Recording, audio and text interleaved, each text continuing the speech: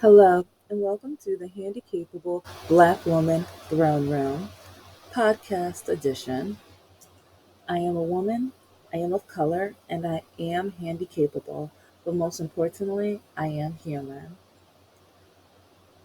I am going to be continuing story times that have to deal with identity, and we'll be doing, I have some other episodes almost ready with dating nightmares, Reddits, and all that great stuff. And I'm working on some more for River of Racism and catfishing. Yeah, so if you're new, welcome. I am the handicapable Black woman. I tell stories and experiences from a people of color perspective, African American, and then I talk about current events, laws. I talk about things from disability representation, being a woman, anything from work related, social related, family oriented, mental health, you name it, especially when it covers any of those.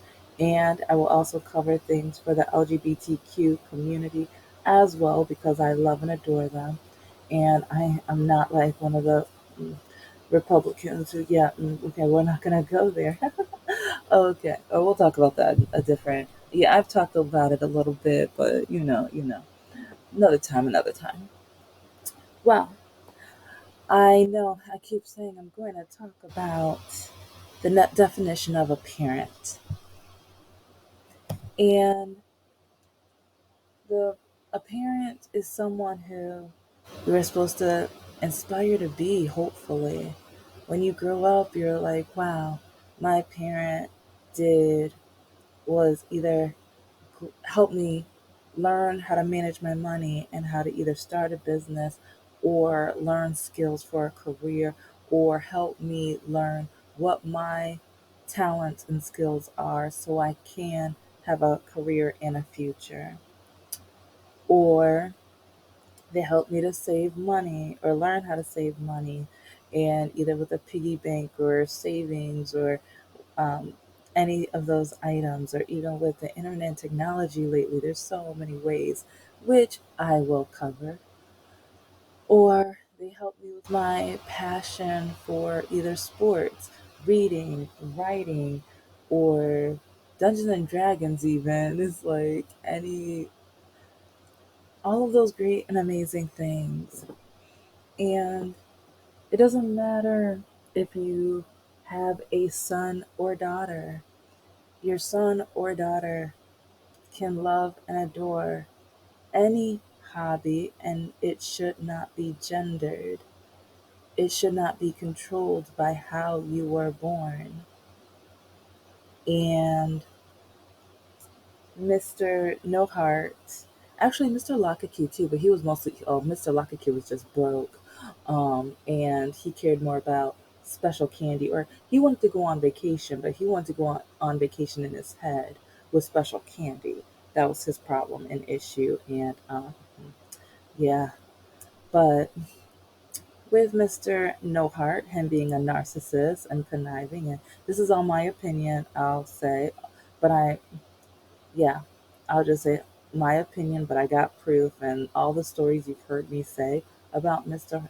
No Heart, I think you can tell he's more of a narcissistic jerk who wants to make sure, especially since he's a male and he's a white male, that he's always on top, he's always above. And because me being African American and me being in an African American household, he was so upset because my family did better than his financially, and that all, like, majority of the daughters have a lot more education than him and his siblings, and we know how to either save our money or invest our money or be responsible adults, and that's something he could never be or do.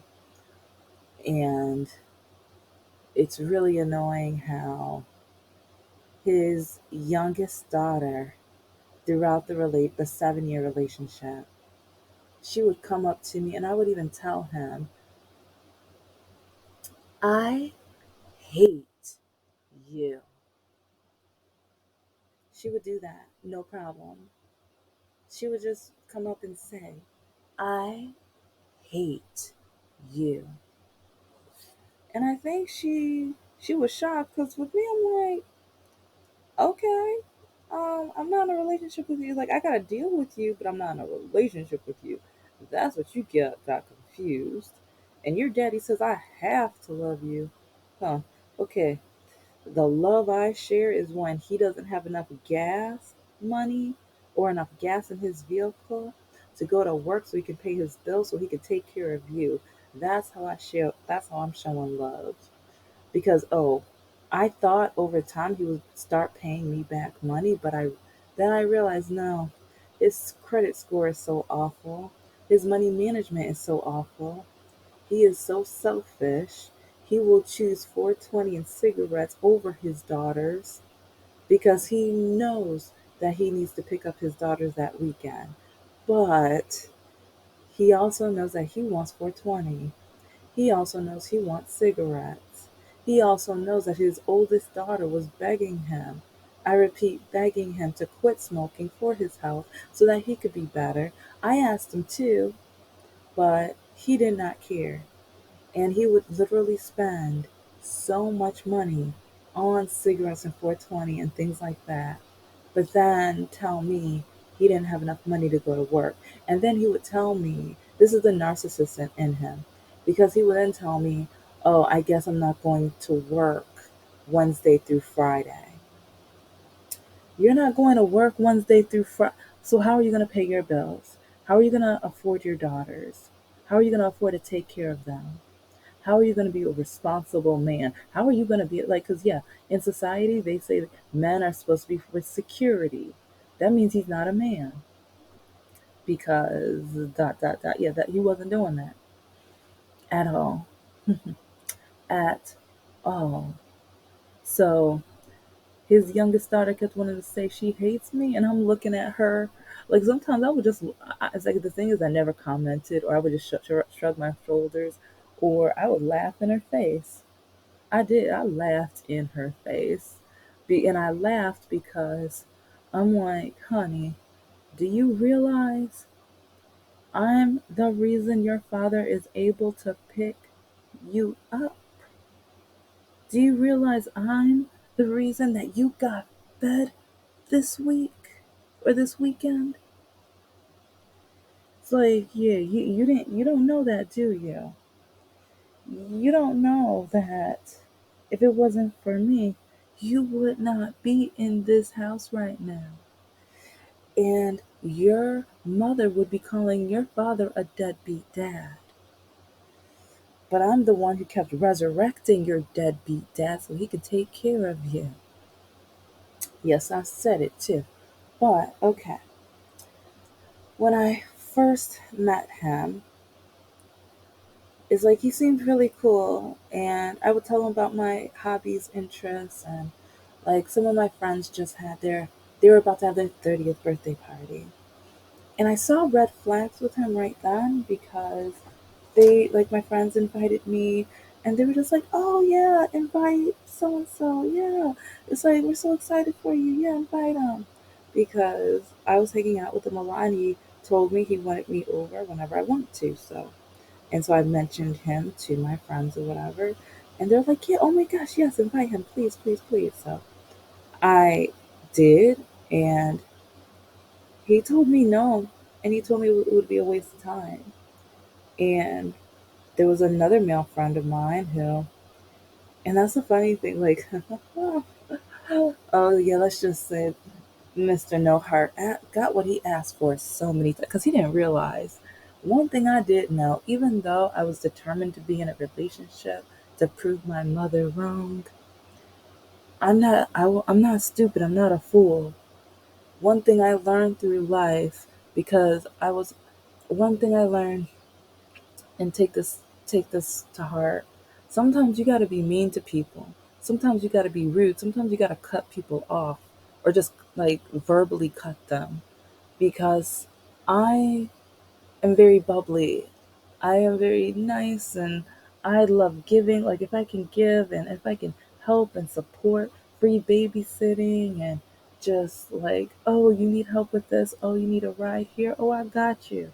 Because like to me that it's like I try to show friendship, but then I find out, oh, that friendship is only one sided. It's like when I was working promotions. I found out they mostly only wanted to be my friend because I had reliable vehicle to drive long distances. That's the only reason I was like, because then I found out, like some of them, because I found out other people were determined and hoping that I would drop out of grad school. And then I found out the people who so-called were cheering me on, they were the ones, oh man, she passed another class. It's like, oh, it's like, yeah, she said the accounting one was gonna be one of the hardest ones. And it's like, yeah, it's like she's like 3 or 4 classes away from finishing.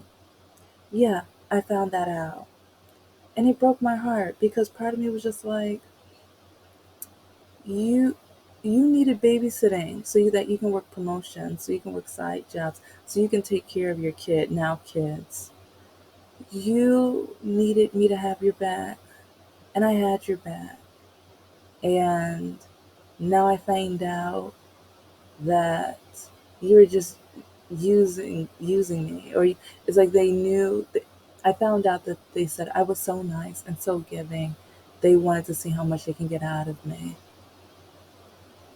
and parts of the reason why I guess I'm the way that I am because it's like, I mean, I'm not gonna say there aren't some good in the churches as long as you don't listen to some of the ignorance and the awfulness and the, oh, especially the politics they try to slide in now. Because at church they say, give and receive and be nice and friendly. Treat thy neighbor as yourself. And so that's what I did. That's what I did all the time. It's like, oh, you need a ride? Let me help you. You need a babysitter? Let me help you. Because I thought one day, like, I mean, if I have kids and I need help, it would be returned. And it's like, if I need someone to talk to, or if they need someone to talk to, but vice versa, or to vent, whatever. But I learned. I learned. But with this one specific birthday party, I had another male friend. And I wasn't like I was hanging out with Mr. No Heart, but we weren't together yet. We were still just friends or whatever. So I was like, okay, I'm gonna ask my other friend then. He was heated. Oh, I loved it. Yeah, because I know I'm learning. It's like I need to enjoy my life, even if it hurts other people's, even if they don't like it, even if it makes them mad. I don't care. I'm living my life. I have been giving and supportive and just as meaningful of a person as possible for other people. But other people keep like, yeah, that's too many stories, too much like, but yeah, so many episodes to come. But I went to this one party with this gentleman, and it's like, but I was supposed to go over Mr. No Hart's house to watch a movie and play video games or whatever, and to job hunt or and stuff. So, because I took my laptop over, and so we were looking up jobs, and then we took a break and watched a movie, looked up more jobs and stuff like that or whatever. And but I brought my dress with me so that I can go to the birthday party. Because the guy that I was going with, he was going to be at work until late anyway. And so I had the dress, and with this dress, I need someone to zip it up for me. And so when I came out for him to zip me up, it's like, oh, Mr. No Heart's face. Oh, it changed. It changed. Because, like, one thing I know is, like, yeah, oh, yeah, 'cause I look good in that dress. And oh, I still have that dress in the closet.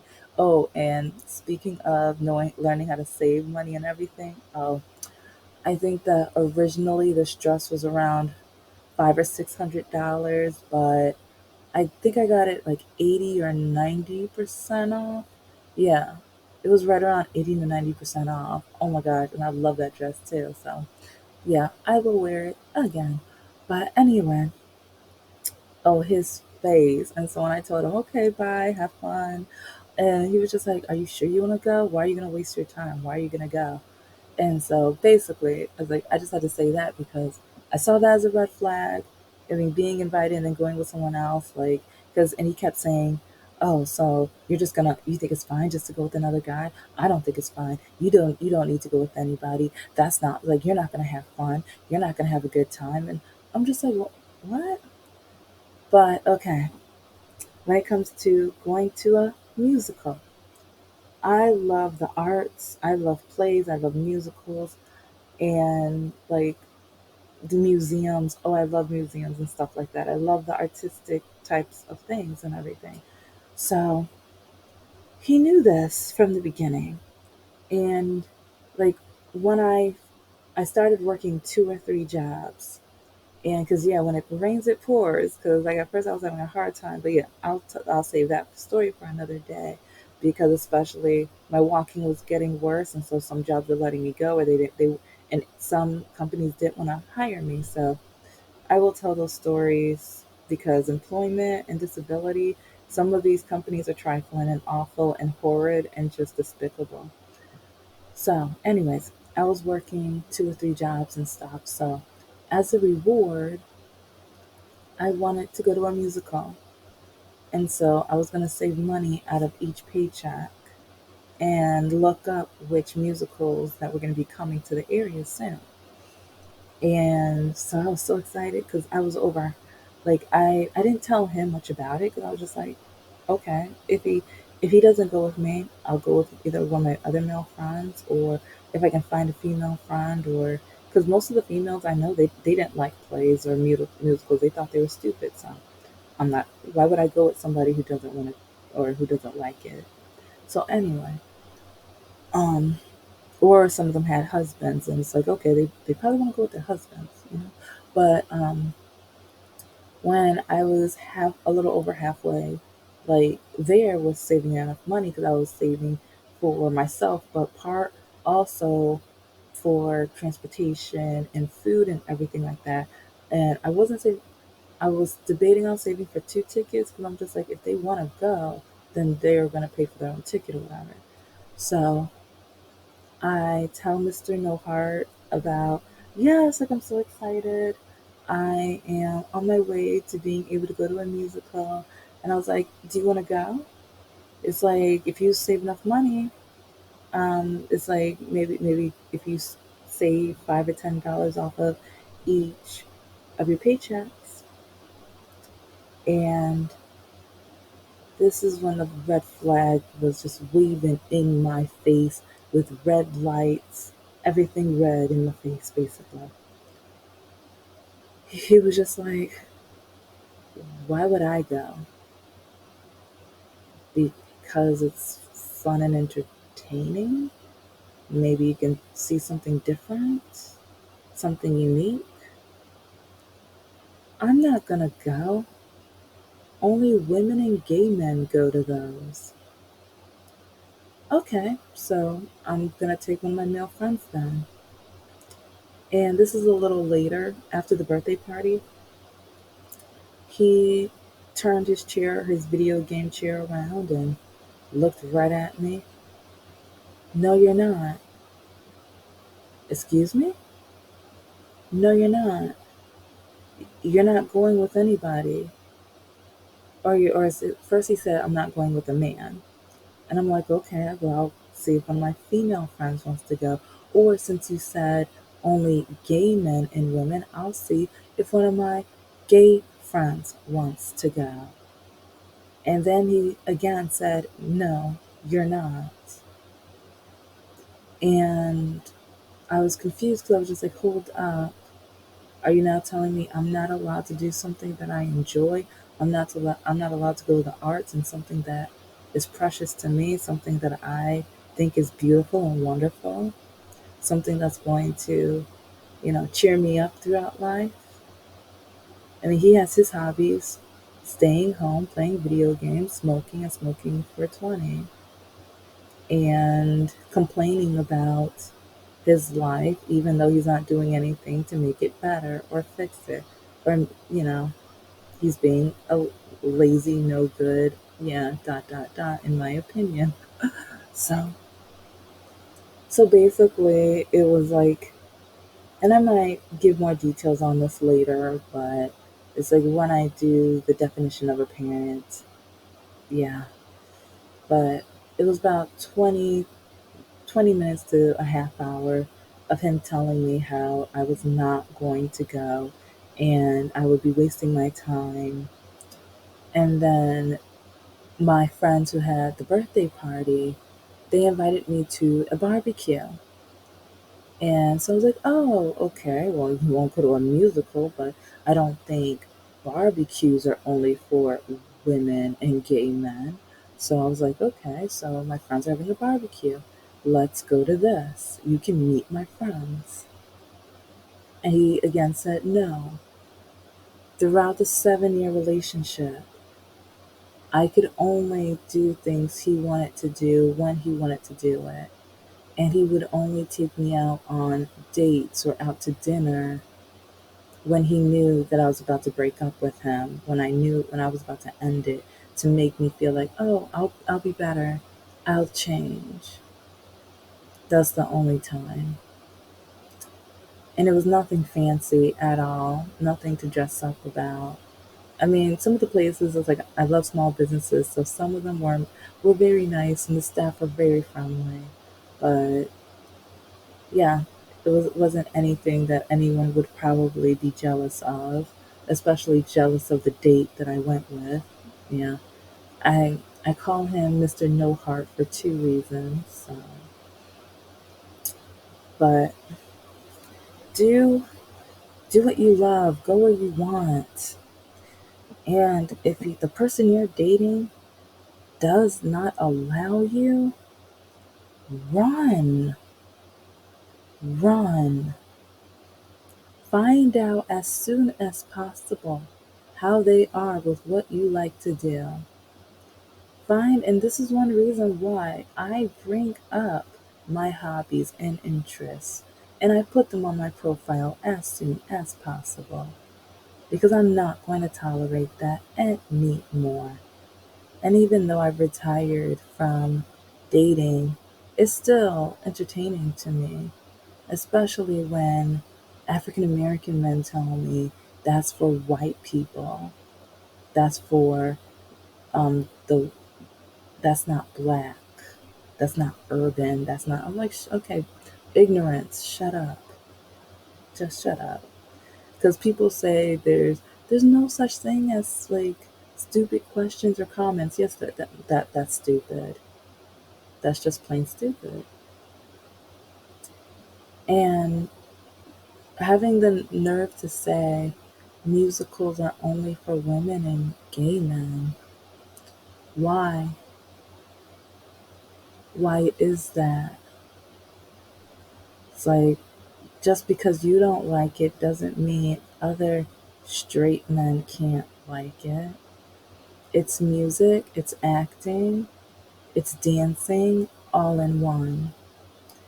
And it's funny because he doesn't treat his daughters like he treated me because when Hamilton came, oh my gosh, it's like her school paid for tickets to go, and like the oldest daughter, we were like two peas in the pot. So the day it was out, like she did not ask her mom to be a chaperone.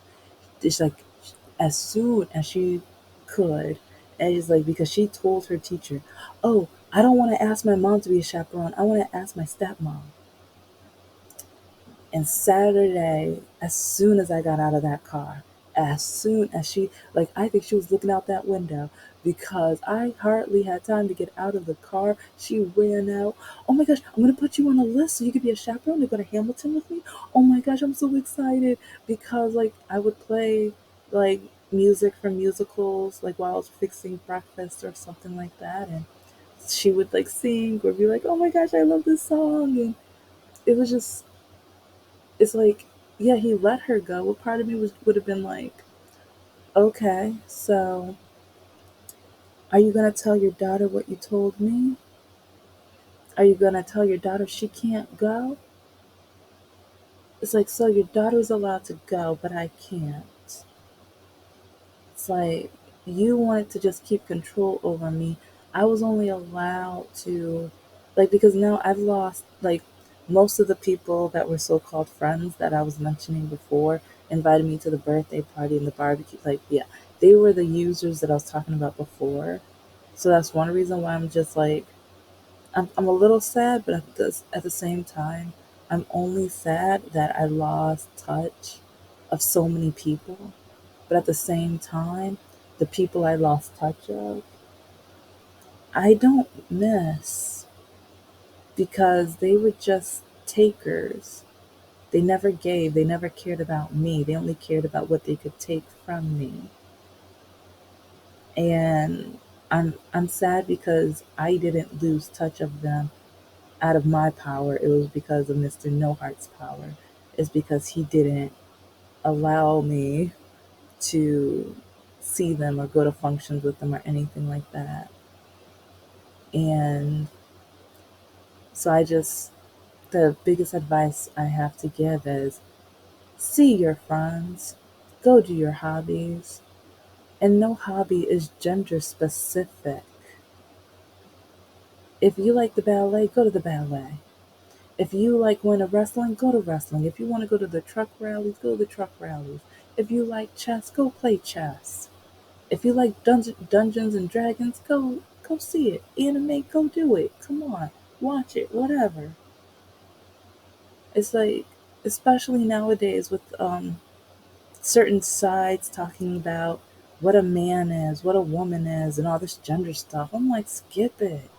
And uh, I have a Reddit story coming up by mid February, early March. Yeah, I'm not sure exactly when I'm gonna do it, but it has like specifically a subject just like this about something being race and gender specific and what belongs in what area. You're like, no. And one reason why, like, 'cause I know I get back to my books, but my books is my passion, and my books is something, my art form, where I can share characters that anyone can read. My book, yeah, my book is like the Republicans are not gonna like my book. I have LGBTQ, and like I'm I'm thinking about having a trans character in one of my books and everything like that. So, but I'm also gonna have I have people of color. I have disability representation. It's like I have inclusive representation. I'm not going to label anything. And at the same time, I might have a male character wearing pink or like any other color. It does not like that even gets to me. And I'm going to do a subject on the history of pink. And I've learned a couple people did discussions on the color pink that I've watched and listened to, and it's amazing. So, but don't, even if something's stereotypical of a gender or a race or anything like that, it's your life. You only live once. This is your life. Be in control. Sometimes, like, if you feel like you need to pray about it, pray about it. Do your thing. Do whatever. Meditate. Do whatever you need to do to figure out what's going to make you happy. You happy. So, that's all I got to say for right now. But this is the Handicapable Black Woman podcast, the Room. You know the deal. I am a woman, I am of color, and I am handicapable. But most importantly, I am human. Bye.